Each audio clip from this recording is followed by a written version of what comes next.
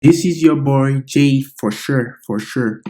In today's video, I am going to show you how to fix a very common issue with YouTube channel art. So if you're using an Apple computer and you have Safari as your default browser, so this issue can actually be easily fixed. First step, I'm going to show you the actual issue. So let's say I want to change this YouTube channel art. I would normally click here, but all of a sudden I'm getting this message. In order to select an item from your online storage, please sign in.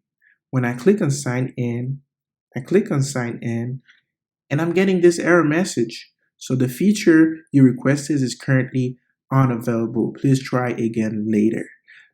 Okay, so in order to fix this issue, what you have to do is first you go on the upper left side of your screen where it says Safari here, and you select Preferences.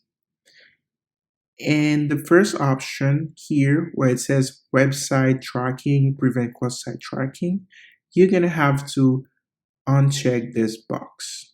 Once you do, automatically the issue is resolved.